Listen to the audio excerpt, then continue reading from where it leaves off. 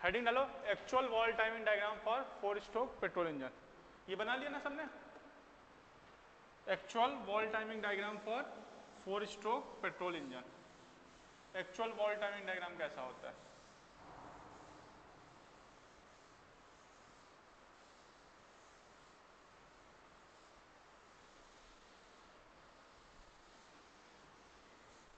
Actual wall timing diagram for 4 stroke petrol engine. Actual wall timing diagram for 4 stroke petrol engine.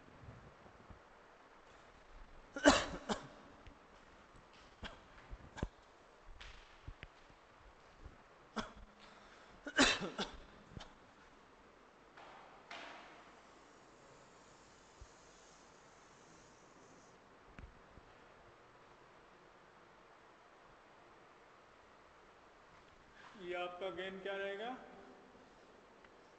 TDC और ये नीचे BDC.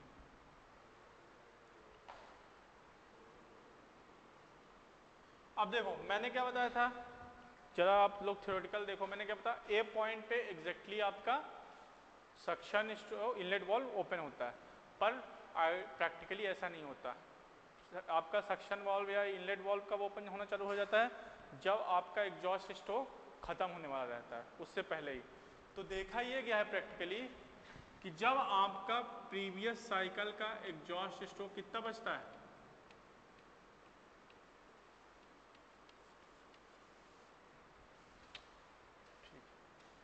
जब आपके practical जो आपका प्रीवियस साइकिल का एग्जॉस्ट स्ट्रोक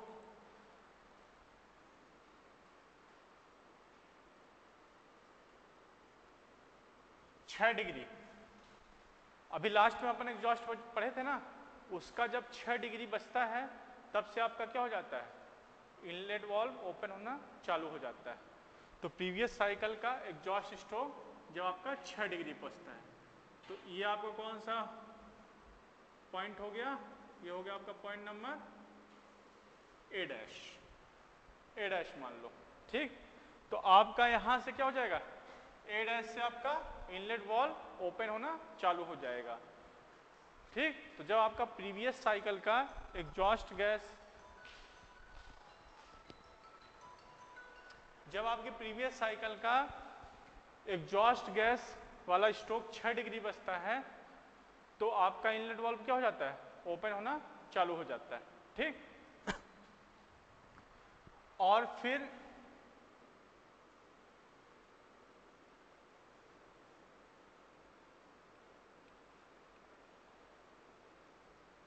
पिस्टन कहां पे पहुंचता है? ए पॉइंट पे। ए पॉइंट आपका कौन सा है? टीडीसी, टीडीसी है। तो आपका ए डैश टू ए क्या हो रहा है? एग्जॉस्ट ही हो रहा है। ए डैश टू ए क्या हो रहा है? एग्जॉस्ट स्ट्रोक ही चल रहा है, सक्शन नहीं हो रहा है। लेकिन आपकी वॉल्व जो है क्या है? ओपन होना चालू हो गई। कहां से? ए डैश से ए तक वॉल्व ओपन होना चालू हो गई, ठीक।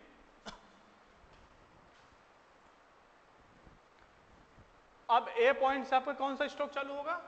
सक्शन, ठीक। ए पॉइंट से आपका क्या चालू होगा? सक्शन, ठीक। ए डैश से ए तक आपका एग्जॉस्ट वाल्व ओपन होना, इनलेट वाल्व ओपन होना चालू हो गई, और इनलेट वाल्व क्या हो गई आपकी? फुल्ली ओपन हो गई। ए पॉइंट आते आते ओपन हो गई फुल्ली, और ए पॉइंट से आपका क्या चालू होगा? सक्शन। तो आपका यहां से यहां तक चालू हुआ, ठीक, और यहां से यहां तक आपका कौन सा स्ट्रोक चालू हुआ? सक्शन। थोड़ा ऊपर बना दिया यार, क्या थोड़ा सा ऊपर बन गया, रुको थोड़ा नीचे कर लेते हैं क्योंकि डायग्राम थोड़ा बड़ा जाएगा।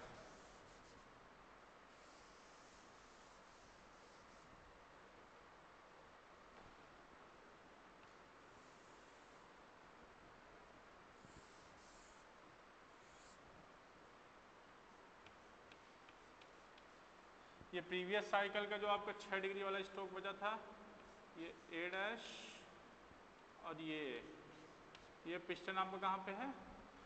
टीडीसी पे है, और यहाँ से आपका क्या कौन सा स्ट्रोक चालू हुआ? Suction stroke.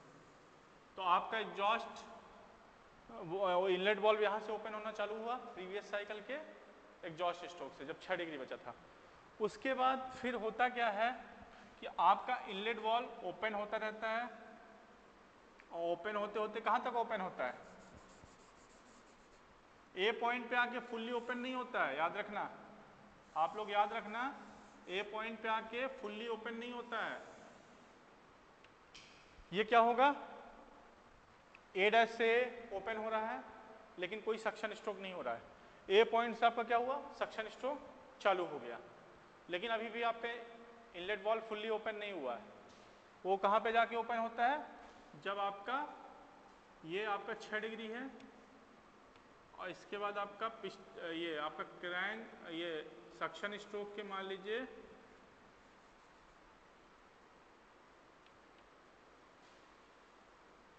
सक्शन स्ट्रोक मान लीजिए, एग्जैक्ट डाटा नहीं आता रहा।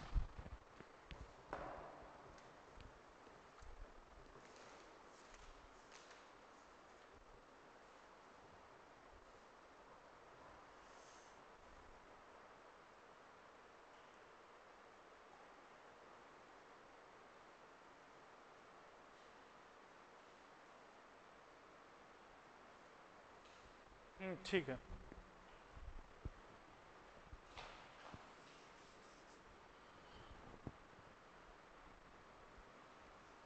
ये प्रीवियस साइकिल का आपका क्या था? एग्जॉस्ट स्ट्रोक था, उससे 6 डिग्री पहले आपका इनलेट वाल्व ओपन चालू हुआ, और ए पॉइंट पे आते आते क्या हुआ? इनलेट वाल्व फुल्ली ओपन हो गया। तो ए पॉइंट पे आपका क्या हुआ? इनलेट वाल्व फुल्ली ओपन हो गया। और ये आपका कौन सा स्ट्रोक हो गया?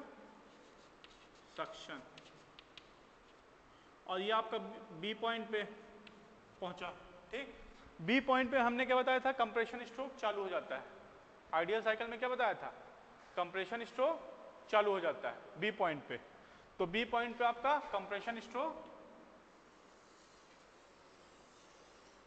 बी पॉइंट पे आपका कंप्रेशन स्ट्रोक क्या हुआ? चालू हो गया।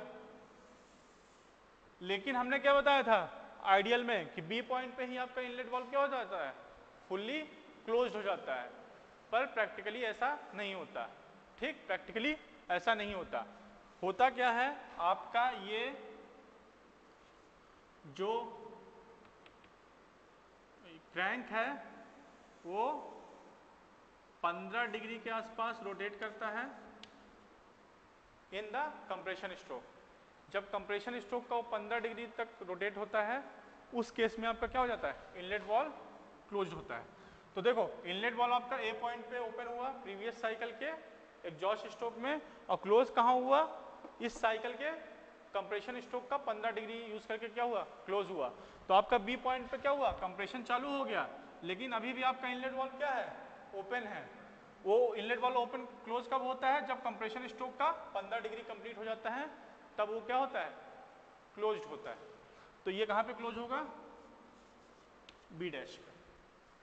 बी डैश पे आपका क्या होगा? इनलेट वाल्व क्लोज्ड हो जाएगा, ठीक। तो बी डैश पे आपका इनलेट वाल्व क्या हुआ? क्लोज्ड हो गया। तो आपका ए डैश पे ओपन हुआ, बी डैश पे क्लोज हुआ। जरा प्रैक्टिकली देखो, थ्योरेटिकली देखो, हमने क्या बताया था? ए पे ओपन होता है और बी पे क्लोज हो जाता है, लेकिन प्रैक्टिकली ऐसा नहीं होता। उसको ओपन होने के लिए 6 डिग्री का टाइम लग रहा है और क्लोज होने के लिए 15 डिग्री का टाइम लग रहा है। इसके बाद हमने क्या बताया था? ये बी से सी पॉइंट पे पहुंचा। हमने क्या बताया था? सी पॉइंट पे क्या होता है? Heat addition. पर एक्चुअली में ऐसा नहीं होता। होता क्या है,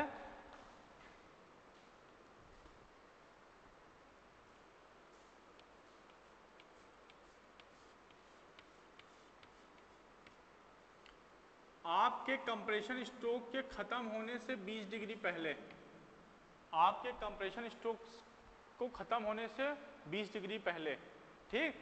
कंप्रेशन स्ट्रोक ये चल रहा है अभी, ये क्या है? कंप्रेशन।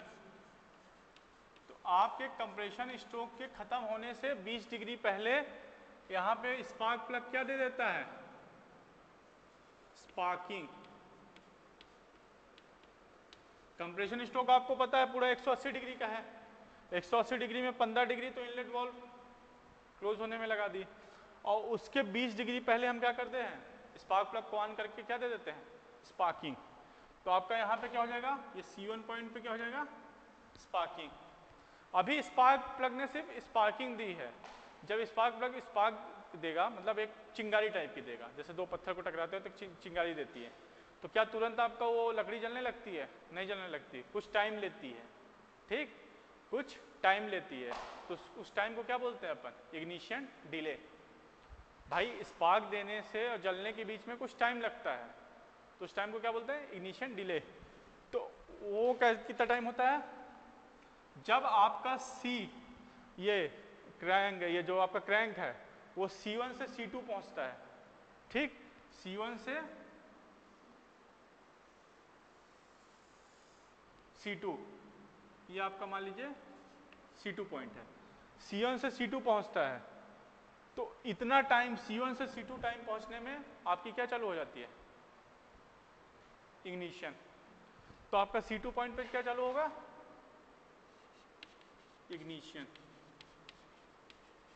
और C2 पॉइंट C1 से C2 का कितने डिग्री एंगल होगा? C1 से C2 के बीच में एंगल रहेगा अप्रॉक्स 12 डिग्री का। ये देखो 6, 8, 12 ये सब प्रैक्टिकल एक एक्सपेरिमेंटल है, कोई एग्जैक्ट डाटा नहीं है। आप 6 की जगह 7 भी लिख सकते हो, ऐसा कोई दिक्कत नहीं है, लेकिन थोड़ा लिमिट में लिखना। तो जैसे देखा गया है C1 से C2 12 डिग्री का एंगल कंप्लीट होता है, तो स्पार्किंग के बाद इग्निशन होता है। ठीक, ये किस में हो रहा है? कंप्रेशन स्ट्रोक में ही हो रहा है आपका। हमने एक्चुअली कहाँ पे देखा था? यहाँ पे स्पार्किंग इग्निशन सब हो जाता है C पॉइंट पे, लेकिन प्रैक्टिकली 20 डिग्री पहले आपका क्या होता है? स्पार्किंग होती है। और यहाँ पे जब ये 12 डिग्री रोटेट करेगा तो बचेगा कितना? 8 डिग्री बचेगा। तो 8 डिग्री पहले, कंप्रेशन के 8 डिग्री पहले क्या चालू हो जाता है आपका? इग्निशन। तो 12 डिग्री पहले स्पार्किंग होती है और 8 डिग्री पहले क्या चालू हो जाता है? इग्निशन। और पिस्टन कहाँ पे पहुंच जाता है? C पॉइंट पे। तो देखो C1 से C2 क्या हो रहा है? सिर्फ स्पार्किंग हो रही है, सिर्फ स्पार्किंग हो रही है ना। और C2 थ्रू C क्या हो रहा है? स्पार्किंग प्लस इग्निशन दोनों हो रहा है। ठीक, अब पिस्टन कौन सा स्ट्रोक करेगा? इसके बाद ये आपका कंप्रेशन हो गया, ये सक्शन हो गया। इसके बाद कौन सा स्ट्रोक आएगा? एक्सपांशन। तो ये आपको कौन सा स्ट्रोक हुआ? एक्सपांशन। देखो सक्शन A से चालू हुआ B पे खत्म, कंप्रेशन B से चालू हुआ C पे खत्म, एक्सपांशन C से चालू हुआ और D पे खत्म। लेकिन जो अपनी वॉल्व ओपनिंग क्लोजिंग है वो थोड़ा सा पहले या थोड़ा बाद हो रही है, और आपका जो स्पार्किंग इग्निशन है वो थोड़ा सा पहले हो रहा है। ठीक, ये चीजें समझ रहे हो ना? ये वॉल्व की टाइमिंग यही बता रहा है कि वॉल्व आपका 6 डिग्री पहले ओपन हुआ, 15 डिग्री कंप्रेशन स्ट्रोक का यूज करके बंद हुआ, स्पार्किंग आपकी 20 डिग्री पहले चालू हुई और आपका इग्निशन 8 डिग्री पहले चालू हुआ। ठीक, इन द कंप्रेशन स्ट्रोक। अब देखो C से D क्या चल रहा है आपका? Expansion stroke. लेकिन आपका यहाँ पे C पॉइंट पे अभी भी स्पार्किंग और इग्निशन कंप्लीट नहीं हुआ है। C पॉइंट पे अभी भी आपका स्पार्किंग और इग्निशन कंप्लीट नहीं हुआ है। तो देखा ये गया है कि कितना डिग्री अप्रोक्स है?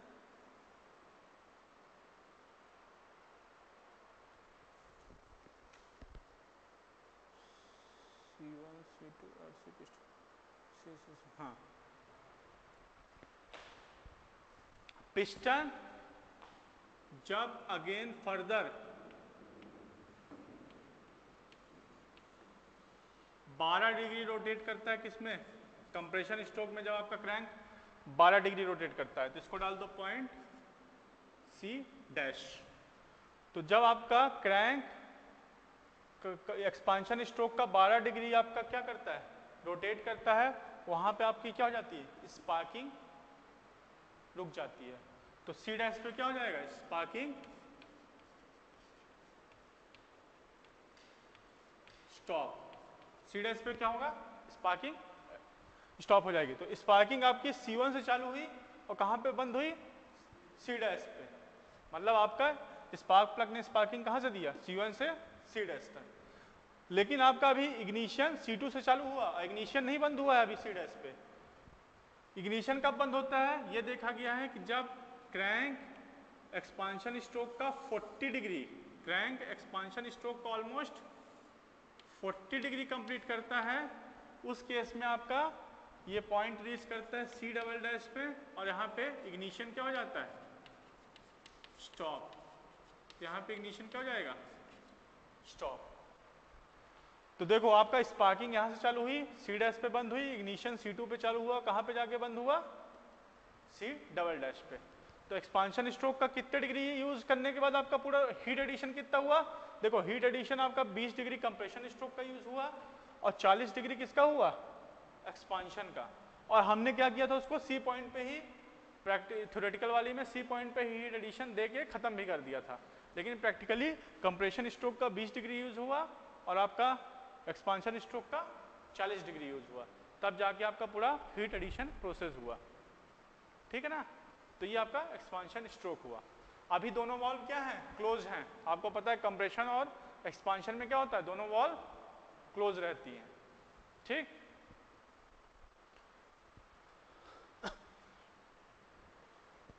अब बारी आती है कौन से, एग्जॉस्ट वाल्व की। तो देखो जरा, आपके एक्सपांशन स्ट्रोक के खत्म होने के 20 डिग्री पहले ही, आपकी एक्सपांशन स्ट्रोक के खत्म होने के 20 डिग्री पहले ही आपका एग्जॉस्ट वाल्व क्या हो जाता है, ओपन होना चालू हो जाता है।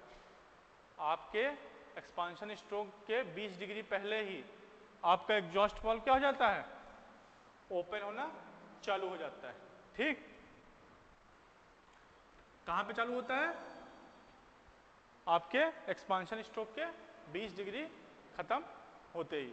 तो 20 डिग्री तक आपका एक्सपांशन स्ट्रोक के खत्म होते ही आपका एग्जॉस्ट वाल्व चालू हो जाता है। और ये कहां पे, डीप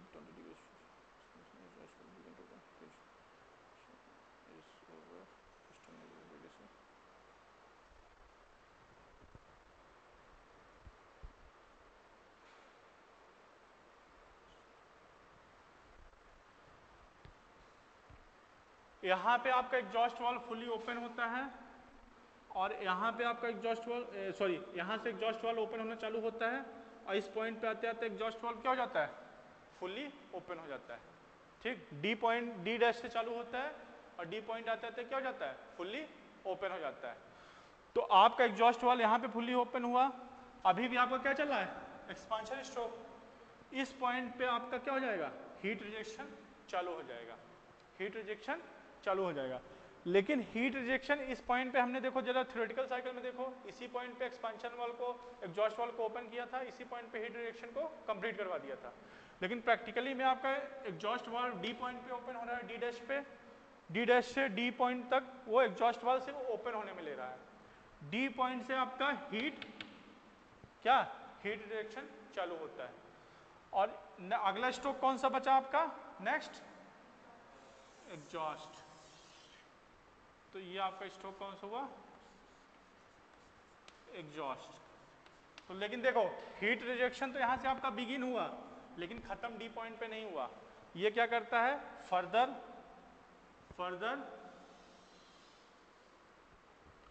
25 डिग्री किसका लेता है, एग्जॉस्ट स्ट्रोक का। तो आपका डी डैश से आपका एग्जॉस्ट वाल्व ओपन होना चालू हुआ, यहाँ पे आके फुली ओपन हुआ और आपका हीट रिजेक्शन डी पॉइंट पे चालू हुआ और कहाँ पे जाके खत्म हुआ, डी डबल डैश पे। तो एग्जॉस्ट स्ट्रोक का फर्दर 25 डिग्री लेके हीट रिजेक्शन यहाँ से चालू होता है और कहाँ पे खत्म होता है, डी डबल डैश पे। तो कहाँ पे चालू होता है आपका हीट रिजेक्शन, डी पॉइंट पे, और खत्म कहाँ पे होता है, डी डबल डैश पे। मतलब 25 डिग्री आपका किसका लेता है, एक्सपांशन स्ट्रोक का। ठीक, 25 डिग्री किसका लेता है, एक्सपांशन स्ट्रोक का।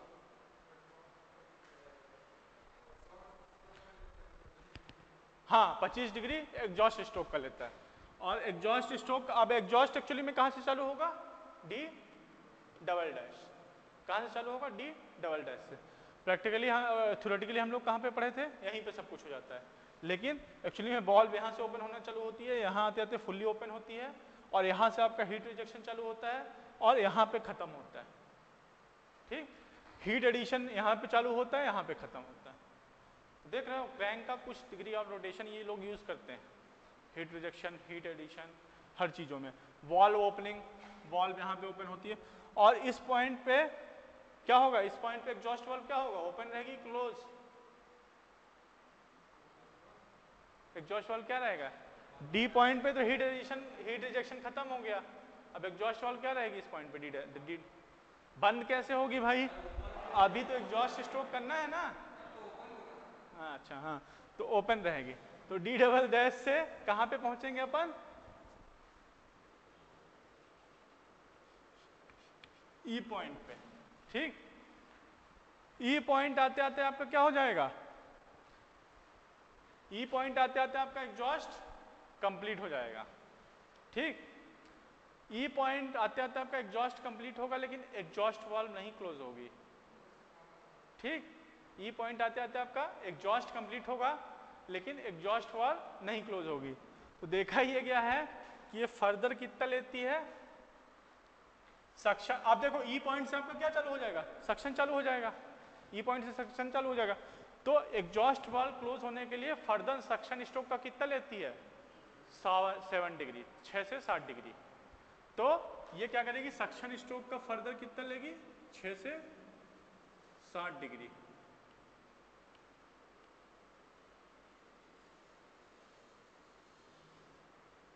तो ये सक्शन स्ट्रोक का 6 से 7 डिग्री लेगी, और यहां पे जाके आपका ई डैश पॉइंट पे आपका एग्जॉस्ट वाल्व क्या हो जाएगा, क्लोज। लेकिन एग्जॉस्ट आपका कहां पे खत्म हो गया, ई पे ही।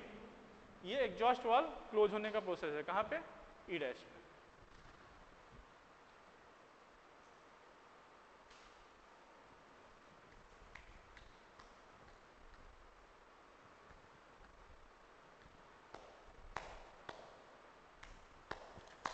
तो अब ये तो देखो, एक चीज देखो, ऐसे पॉइंट बताओ जहां पे एट ए सेम टाइम दोनों वॉल्व ओपन है। मैंने अभी वॉल्व ओवरलैप बताया था ना, ये डायग्राम सब समझ गए ना। अब ऐसा पॉइंट बताओ जहां पे दोनों वॉल्व, देखो होता क्या था, आप लोग जब ये थ्योरेटिकल वाला पढ़े थे, तो एक वॉल्व ओपन थी या तो दोनों वॉल्व क्लोज थी। ठीक, कभी दोनों वॉल्व एक साथ ओपन नहीं हुई। लेकिन ये एक्चुअल वाले में देखोगे कि दोनों वॉल्व एक साथ क्लोज भी मिली हैं। तो कौन कौन से पॉइंट हैं, देखो ए डैश से ए, और वेरी गुड, एंड ई से ई डैश। ये दो पॉइंट ऐसे हैं जहां पे दोनों वॉल्व एक साथ क्लोज होंगे।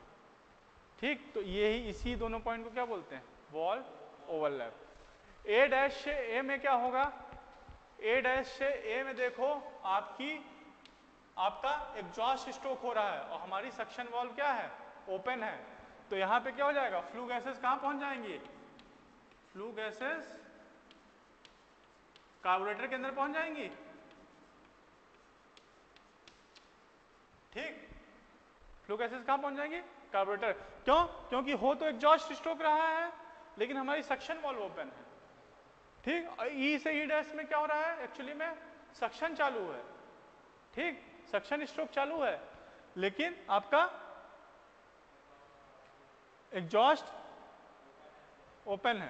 तो आपका यहां पे क्या हो जाएगा, एयर फ्यूल मिक्सचर क्या हो जाएगा, एग्जॉस्ट हो जाएगा, मतलब बाहर निकल जाएगा। तो यहां पे हमारी इफिशियंसी डाउन होगी, और यहां पे भी इंजन की इफिशियंसी डाउन होगी। भाई कार्बोरेटर में जितना ज़्यादा कचरा जाएगा, कार्बोरेटर उतना जल्दी क्या करेगा, इफिशियंसी डाउन करेगा। भाई कार्बोरेटर जितना ज़्यादा साफ सुथरा रहता है फिल्टर उसका, उतना ज़्यादा क्या होती है, इफिशियंसी या माइलेज बढ़ता है। तो ई से ई डैश में एयर फ्यूल मिक्सचर फ्रेश वाला, वो एग्जॉस्ट से बाहर निकल जाएगा, और ए से ए डैश में क्या हो जाएगा, फ्लू गैसेस कहाँ पहुंच जाएंगे, कार्बोरेटर में।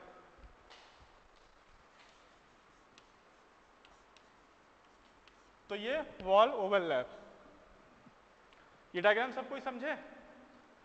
तो इसको थ्योरेटिकल वाला लिख लो, सॉरी एक्चुअल वाला लिख लो। थ्योरेटिकल वाला तो आप लोग अपने से लिख लोगे, उसमें कुछ है नहीं। ठीक, उसमें क्या है, वॉल्व कब ओपन कब क्लोज कब हीट रिजेक्शन, वो तो मैंने डायग्राम में बता दिया। इसको लिख लो थोड़ा सा, क्योंकि पेपर में आएगा तो यही बनाने को आएगा और यही लिखने को आएगा, वो वाला तो रेयर आएगा। लेकिन जब पेपर में आए ना, तो आप लोग दोनों बनाना, ठीक है ना।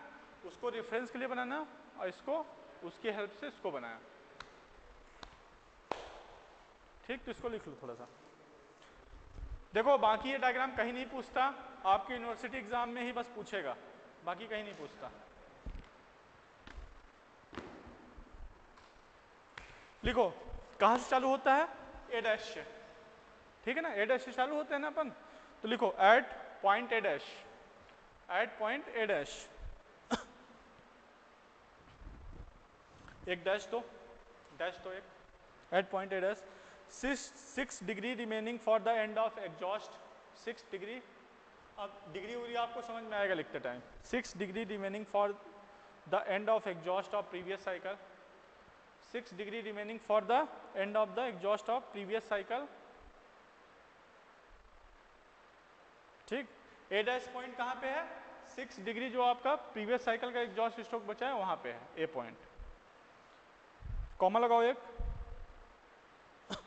इनलेट वॉल, इनलेट वॉल को आप लोग क्या लिखोगे, आईबी, पूरा मत लिखना, आईबी लिखना। Inlet valve begins to open, inlet valve begins to open, ठीक। कॉमा के बाद क्या लिखोगे, inlet valve begins to open, inlet valve begins to open, full stop लगा दो। अब लिखो एट, उसी में कंटिन्यूएशन लिखना, at point A, at point A अब कहाँ पे पहुंच गया, ए डैश से कहाँ पहुंचा, ए पे, तो at point A beginning of suction stroke, at point A क्या हो जाएगा, beginning of suction stroke, at point A beginning of suction stroke, and inlet valve is fully opened, and inlet valve is fully opened, and inlet valve is fully opened. तो A point पे आपका suction stroke चालू हो जाएगा और inlet valve क्या हो जाएगा, फुल्ली ओपन हो जाएगा। पैराग्राफ चेंज करके लिखो, eight point B, point wise लिखा रहा हूँ जिससे समझने में आसानी हो, at point B, at point B, B point हम लोगों ने कहाँ पे रिप्रेजेंट किया, नीचे किया है क्या,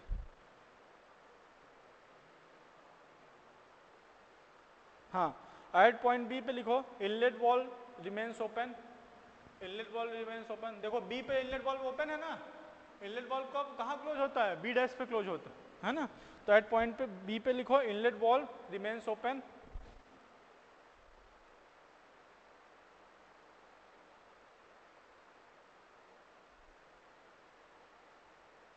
sorry sorry sorry, A to B लिखो, बी मत लिखो, ए टू बी लिखो, जहां पे बी डालो ना तो वहां पे ए टू बी डालो, A to B, A to B में देखो, ए टू बी प्रोसेस कौन सी हो रही है, ये वाली हो रही है ना, ए टू बी पूरा सेक्शन, तो उसमें इनलेट वॉल्व क्या है, रिमेन्स ओपन है ना, inlet valve remains open, full stop लगाओ,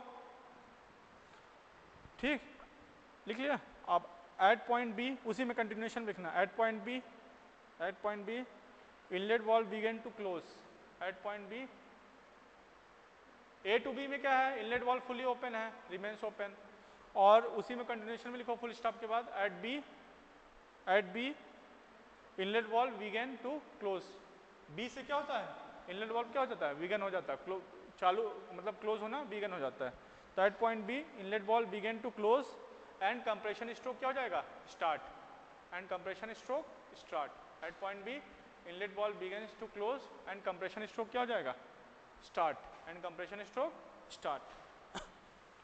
अब लिखो eight point B dash, eight point B dash, next paragraph में, नेक्स्ट पैराग्राफ में लिखो eight point B dash inlet valve is fully closed, inlet valve is, देखो B dash पे क्या हुआ, 15 डिग्री के बाद इनलेट वॉल्व क्या हुआ, फुल्ली क्लोज्ड, तो एट पॉइंट बी डैश क्या हो जाएगा, inlet valve is fully closed. Paragraph change, at point C1, अब कहाँ पहुंच गए, बी डैश के बाद C1 पे, पॉइंट वाइज में चल रहा हूँ, at point C1, at point C1 20 degree rotation, 20 degree rotation is remaining for the end of compression, at point C1 20 degree rotation is remaining for the end of compression, C1 point क्या है, 20 degree पहले है, compression का खत्म होने से 20 degree पहले की बात कर रहा है, तो वही मैं लिखा रहा हूँ, at point C1 20 degree rotation is remaining for the end of compression, 20 degree rotation is remaining for the end of compression, full stop लगाओ। C1 पे क्या हो रहा है, स्पार्किंग बिगन, तो लिखो स्पार्किंग बिगन, फुल स्टॉप के बाद sparking begin,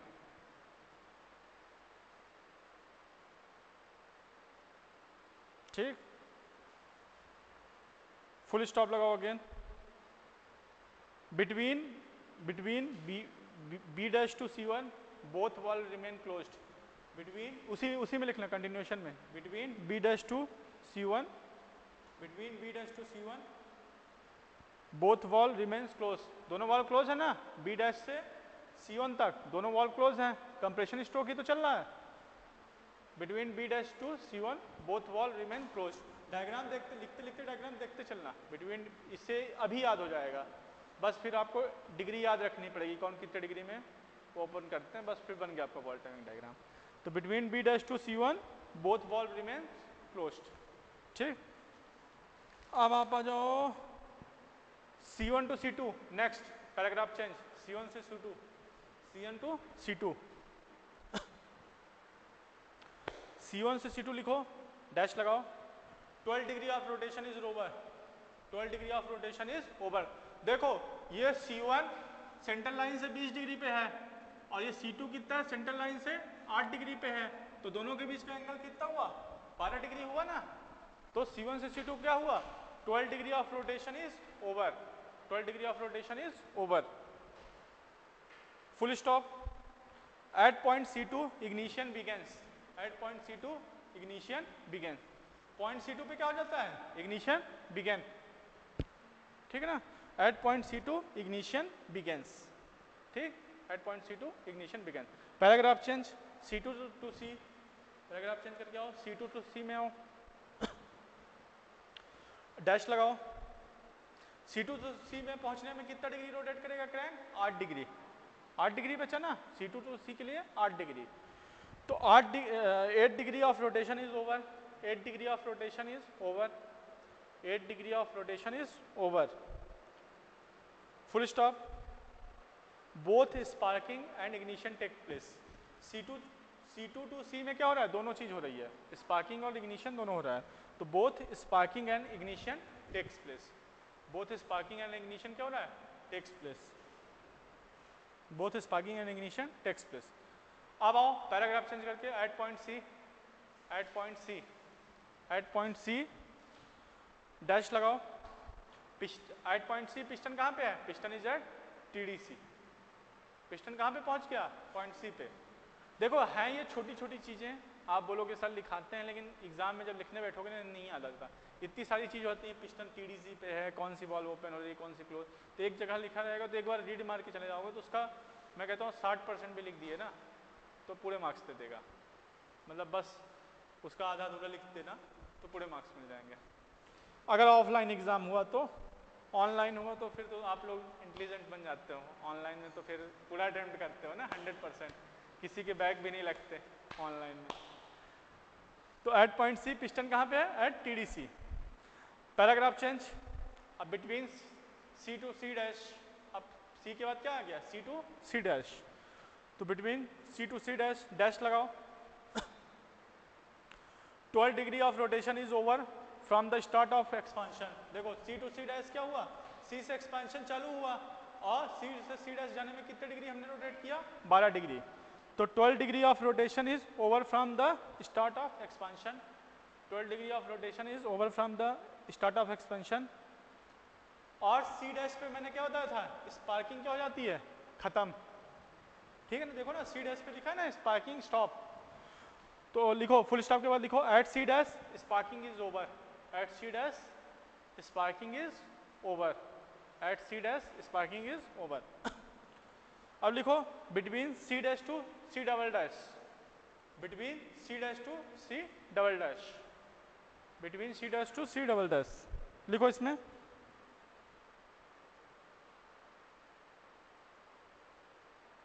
forty degree of rotation is over from TDC, 40 degree of rotation is over from TDC।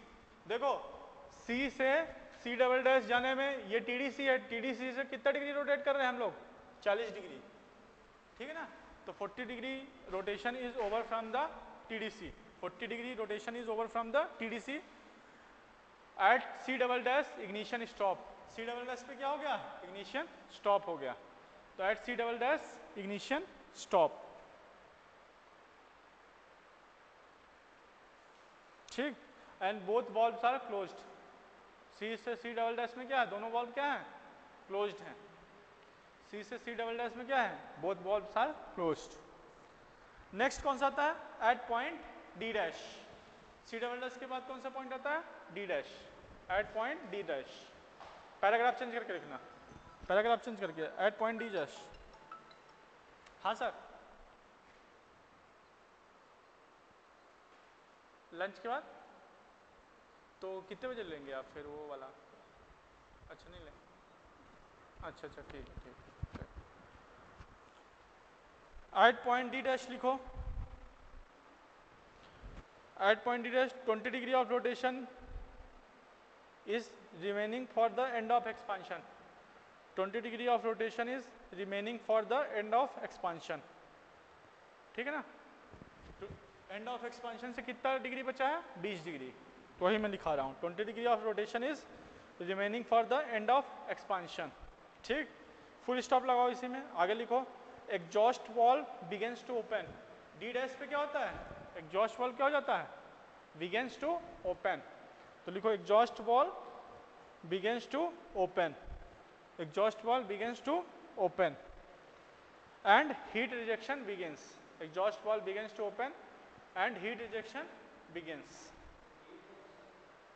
नहीं नहीं नहीं नहीं नहीं नहीं नहीं, exhaust valve begins to open, हाँ हाँ बस इतना, फुल स्टॉप लगा दो, फुल स्टॉप लगा दो। डी डैश पे exhaust valve begins to open, ठीक है। At D dash, at D dash लिखो, sorry at D, at D, D से डी पॉइंट पे पहुंच गए ना, पैराग्राफ चेंज करके लिखो eight point number D, dash लगाओ, expansion is over. D point पे क्या हुआ, expansion is over. D point पे देखो एक्सपांशन स्ट्रोक खत्म हो गया ना, और क्या हुआ, डी पॉइंट पे expansion is over. Piston is at BDC, piston कहाँ पे पहुंचा, डी पॉइंट पे बीडीसी पे, तो लिखो piston is at BDC, piston is at BDC. D point पे एक चीज और हुई थी क्या, एग्जॉस्ट वाल्व फुली ओपन, तो लिखो फुल स्टॉप के बाद exhaust valve fully open D point पे।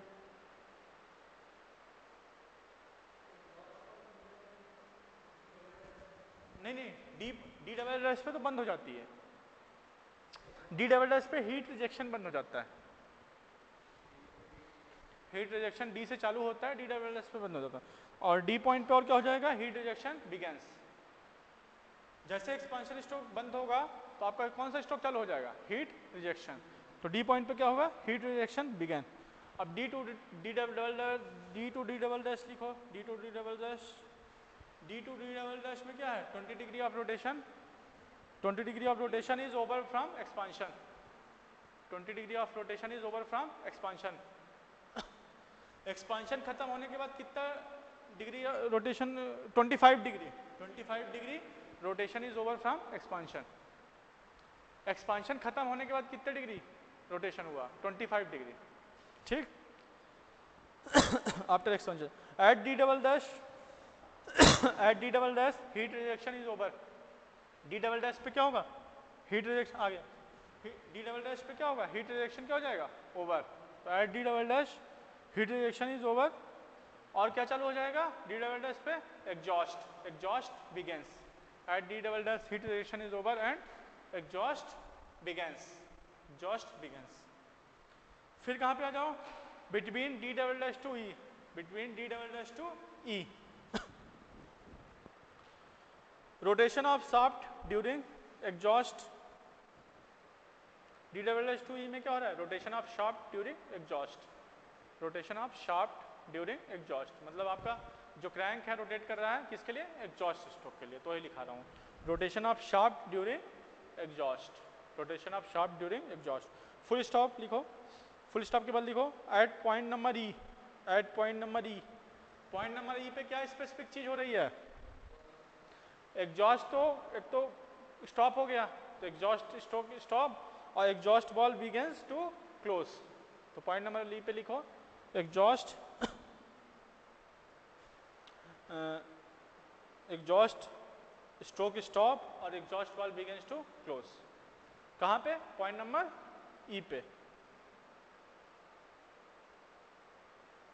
ठीक। एट ई डैश लिखो, at E dash 7 degree rotation is over from the suction stroke at E dash, last point. 7 degree rotation is over from the suction stroke of a next cycle. 7 degree rotation is over from the suction stroke of the next cycle. ठीक, full stop के बाद लिखो. अब ई dash पे क्या हो जाएगा? Exhaust valve fully closed, exhaust valve fully closed. ठीक, एग्जॉस्ट वॉल फुली क्लोज्ड. लिखो A dash to A and E dash to E. इसको भी लिख लो, A dash to A and E dash to E. एक डैश लगाओ, दोनों लिखने के बाद डैश लगाओ. A dash to A and E dash to E लिखो. डैश के बाद both valve are fully open, both valve are fully और partially open, both valve are fully और पार्शियली ओपन. दोनों वॉल्व या तो फुली ओपन होंगी या तो पार्शियली ओपन होंगी. तो बोथ वॉल्व आर फुली और partially open at the same time. Both valve are fully open और partially open at the same time. दोनों वाल्व या तो फुली ओपन होंगी एक साथ या तो पार्शियली ओपन होंगी एट द सेम टाइम. ठीक,